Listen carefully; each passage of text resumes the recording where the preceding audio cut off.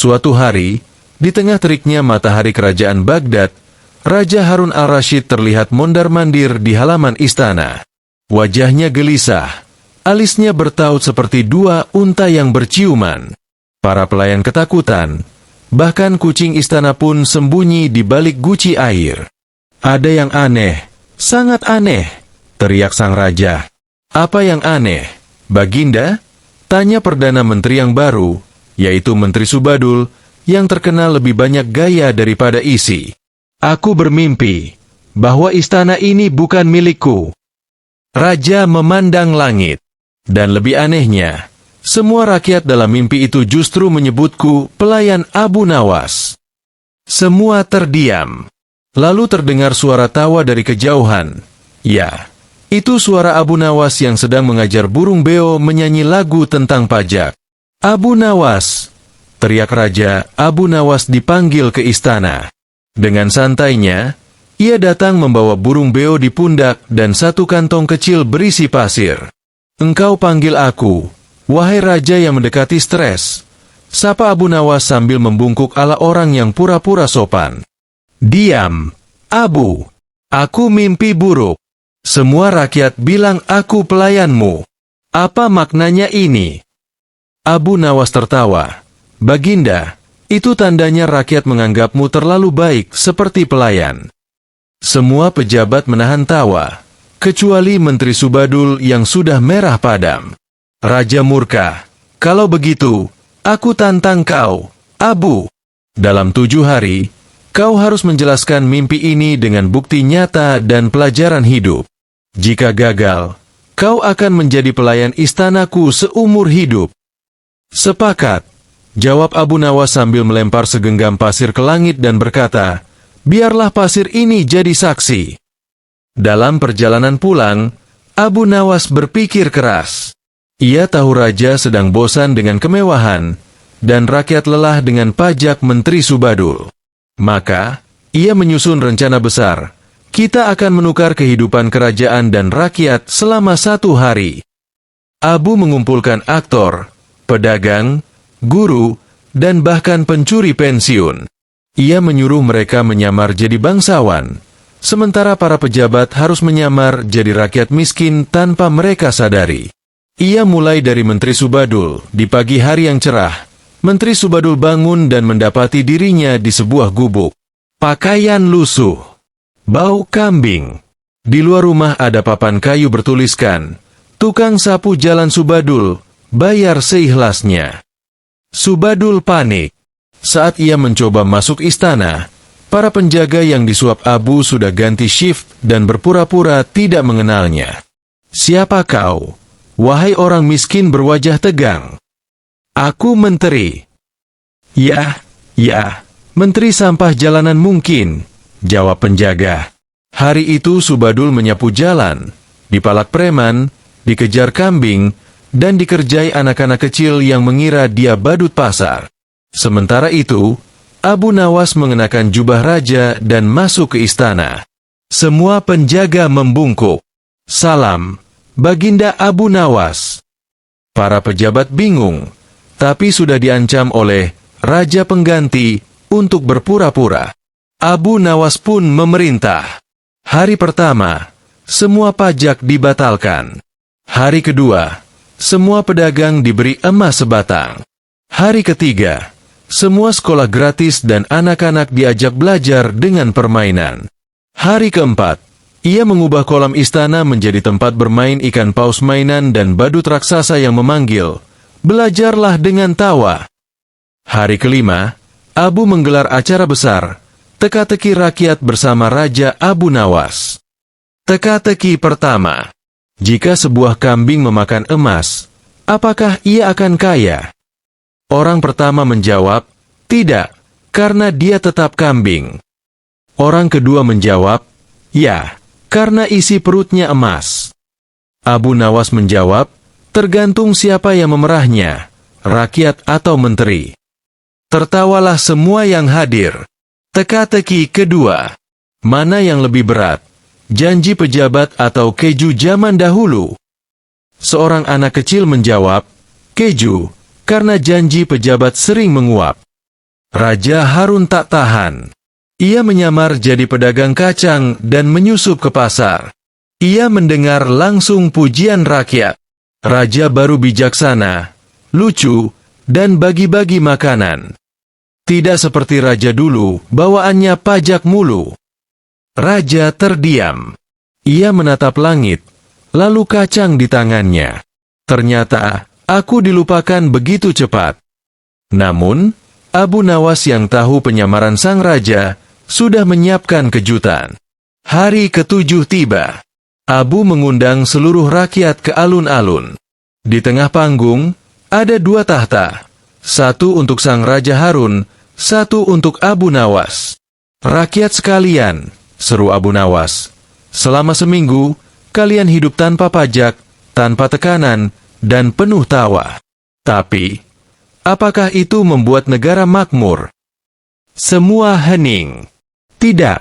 Lanjutnya, karena seorang raja bukan hanya memberi, tapi juga mendidik. Seorang rakyat bukan hanya menerima, tapi juga bertanggung jawab.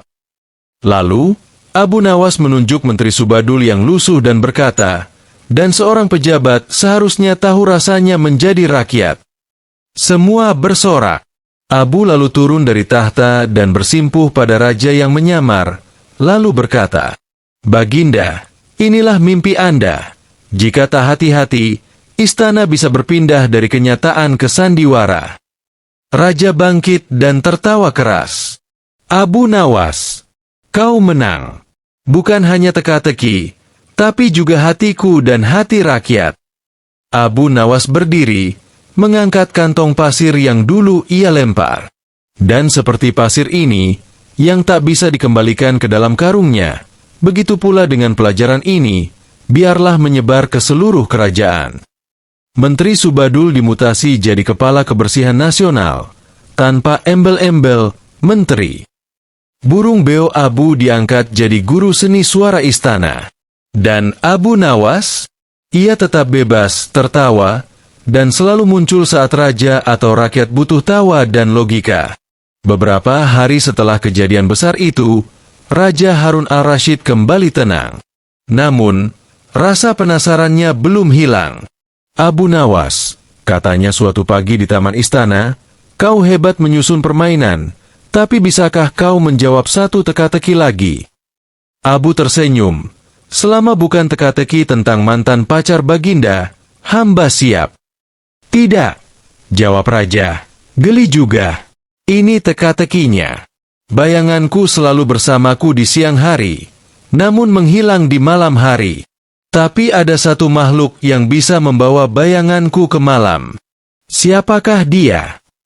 Abu Nawas termenung sebentar, lalu menjawab, makhluk itu adalah penulis cerita, Baginda. Karena dalam tulisan, bayanganmu bisa hadir kapanpun pembaca membayangkannya. Raja terkejut. Ia tepuk tangan. Luar biasa. Maka aku tugaskan kau menulis sejarah istana dalam 3 versi. Versi rakyat, versi pejabat, dan versi kambing. Abu menerima tugas itu dengan serius dan gila. Ia menulis 3 naskah sejarah dengan judul Rakyat Berkeringat, tentang kerja keras rakyat dan impian mereka. Pejabat Bersenandung, tentang gaya hidup para menteri yang lebih sering menyanyi daripada bekerja. Kambing di Singgasana, sejarah alternatif di mana semua raja adalah kambing. Di versi ketiga itu, diceritakan seekor kambing bernama Kambing bin Melempem yang jadi raja karena menang kontes, mengembik terindah. Ia memerintah dengan keadilan, tak pernah bohong, dan selalu membagi rumput secara adil. Rakyat yang membaca kisah itu tertawa sampai perut kram. Namun para pejabat merasa tersindir. Menteri Subadul datang melapor. Baginda, ini penghinaan. Tapi raja justru berkata, kalau kau tersindir oleh kambing, mungkin kau perlu belajar dari kambing. Beberapa bulan kemudian, Abu Nawas mengirim undangan aneh ke seluruh penjuru istana. Datanglah ke Balairung Utama. Bawalah rasa penasaran dan sedikit logika. Di tengah ruangan, ada 3 kotak besar. Kotak emas bertuliskan, "Aku berisi kemuliaan." Kotak perak bertuliskan, "Aku kosong." Kotak kayu bertuliskan, "Aku penuh tipu daya."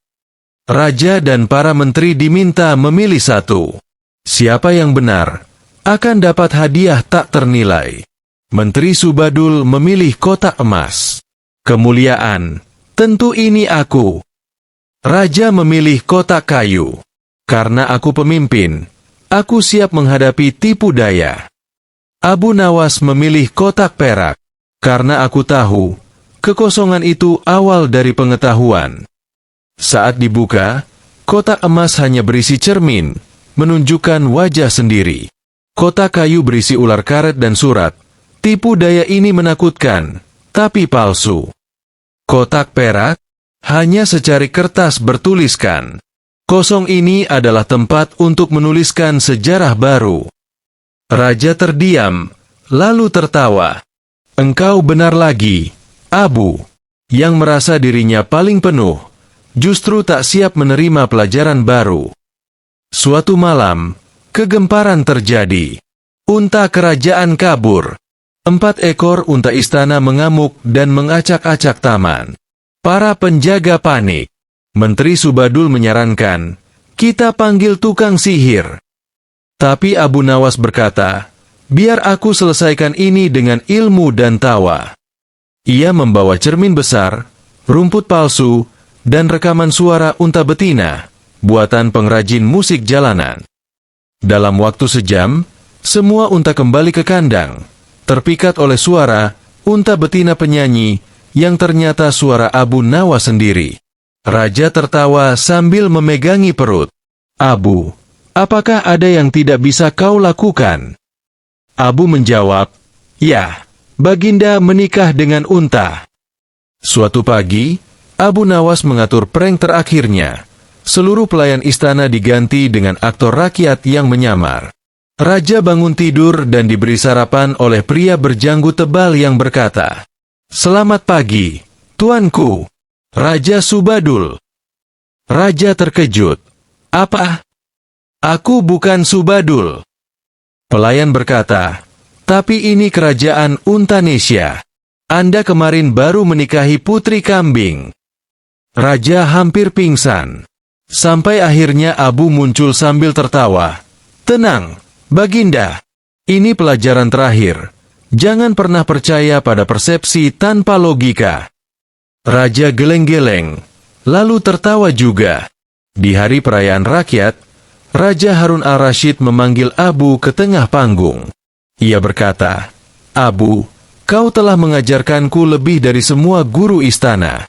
Bukan hanya dengan kata-kata, tapi dengan tawa, teka-teki, dan cermin kehidupan." Rakyat bersorak. Raja melanjutkan, "Aku tetapkan hari ini sebagai Hari Abu Nawas Nasional. Semua rakyat boleh tertawa, bermain teka-teki, dan mengevaluasi pejabat mereka setahun sekali." Pejabat langsung pucat. Abu Nawas langsung joget kecil sambil berseru, "Kalau setahun sekali, aku usul diadakan juga sayembara pejabat terkonyol." Setelah menjadikan Hari Abu Nawas Nasional sebagai hari resmi kerajaan, Raja Harun mulai berpikir keras. Ia ingin melakukan sesuatu yang belum pernah dilakukan raja sebelumnya. "Aku ingin melamar rakyatku," katanya kepada Abu Nawas. Abu mengernyit. "Melamar rakyat? Bagaimana itu, Baginda?" "Ya, aku ingin minta rakyat menikah denganku secara simbolis. Aku ingin menyatukan cinta dan kepercayaan. Tapi, aku tak tahu bagaimana caranya." Abu Nawas tersenyum nakal. "Tenang, hamba punya ide. Kita buat acara lamaran kerajaan, lengkap dengan drama palsu, kericuhan buatan, dan kambing berhias." Acara digelar di lapangan utama Baghdad. Abu Nawas membuat rakyat menonton drama berjudul Raja, Rakyat, dan Cinta yang Tertunda. Raja muncul sebagai aktor utama, pura-pura menyamar sebagai tukang sayur yang jatuh cinta pada putri rakyat. Abu memerankan ayah rakyat yang galak dan banyak tanya. Apa pekerjaanmu, wahai calon menantu? Saya, tukang sayur. Punya rumah. Hanya pondok kecil. Lalu kenapa kami harus menyerahkan putri kami? Raja gugup. Tapi Abu melanjutkan. Jawab dengan hati. Jangan pakai tahta. Raja maju dan berkata di depan ribuan rakyat. Aku bukan raja di sini. Aku rakyat yang jatuh cinta pada bangsaku. Dan aku ingin menikahi kalian. Maksudku, cintai dan lindungi kalian selamanya. Semua bersorak. Bahkan kambing berhias yang ikut parade, ikut mengembik merdu. Tapi mendadak seekor kambing jantan cemburu dan menyeruduk patung raja. Semua tertawa. Beberapa hari setelah pesta lamaran itu, burung beo Abu Nawas mendadak hilang. Di tempat tidur Abu hanya tertinggal pesan di paruh burung mainan. Aku pergi mencari makna kata merdeka yang sebenarnya. Jangan cari aku, kecuali kau ingin menemukan jawaban teka-teki terakhir. Abu langsung panik. Oh tidak, itu burung beo yang tahu semua rahasia kerajaan. Ia menyamar sebagai pengembara dan pergi ke desa-desa. Di setiap desa, ia menyebar teka-teki burung. Jika sebuah burung bebas berkata jujur, dan manusia dibungkam oleh jabatan, siapakah yang sebenarnya merdeka? Jawaban rakyat beragam. Burung yang tidak takut kehilangan jabatan. Abu Nawas sendiri. Hingga akhirnya, burung itu ditemukan sedang berkhutbah di depan ayam-ayam di sebuah desa. Ia berkata, kalau kau hidup hanya untuk menunggu jagung, maka kau tak pernah benar-benar hidup. Abu pun membawanya pulang dengan tertawa terpingkal-pingkal. Raja, yang semakin cemas dengan ketenaran Abu Nawas, mengadakan sidang rakyat untuk menguji Abu. Jaksa, apakah benar Tuan Abu Nawas telah membuat rakyat menertawakan para pejabat? Abu, benar. Jaksa, apakah benar Abu menyamar jadi raja dan mengubah hukum sesuka hati? Abu, benar. Jaksa, apakah Tuan Abu merasa dirinya lebih bijak dari siapapun? Abu, tidak. Aku hanya lebih jujur daripada yang pura-pura bijak. Rakyat tertawa. Raja berkata, kalau begitu, hukumannya adalah 1 minggu jadi raja menggantikanku lagi. Abu melongo. Dengan syarat, lanjut raja, kau harus memecahkan 3 teka-teki besar. Jika gagal, kau jadi pelawak tetap istana tanpa bayaran. Raja memberikan 3 teka-teki terakhir. 1. Apa yang semakin banyak dibagi, semakin bertambah? Abu menjawab, ilmu dan tawa. 2. Apa yang tak bisa dilihat, tapi bisa dirasakan, dan jika hilang membuat pemimpin jatuh? Abu menjawab, kepercayaan rakyat. 3. Apa yang lebih tajam dari pedang, lebih kuat dari benteng, dan bisa mengalahkan raja sekalipun? Abu menjawab, kebenaran. Raja berdiri. Ia bertepuk tangan. Lalu menangis. Kemudian, tertawa lagi. Kau tetap tak terkalahkan, Abu. Sejak saat itu, Abu Nawas tidak hanya jadi penasihat, tapi juga penjaga tertawa rakyat. Ia keliling negeri, membawa cerita, teka-teki, dan logika. Rakyat menyebutnya si bijak tanpa gelar, penasihat tanpa kursi, guru yang tak menggurui. Raja Harun berkata dalam pidatonya, di antara semua hartaku, Abu Nawas adalah yang paling tak bisa dicuri. Dan di akhir hayatnya, burung beo Abu menuliskan kata-kata di pasir dengan cakarnya. Entah bagaimana dia bisa. Yang menertawakan kebenaran belum tentu bodoh. Tapi yang menolak kebenaran dengan serius, itu pasti lucu.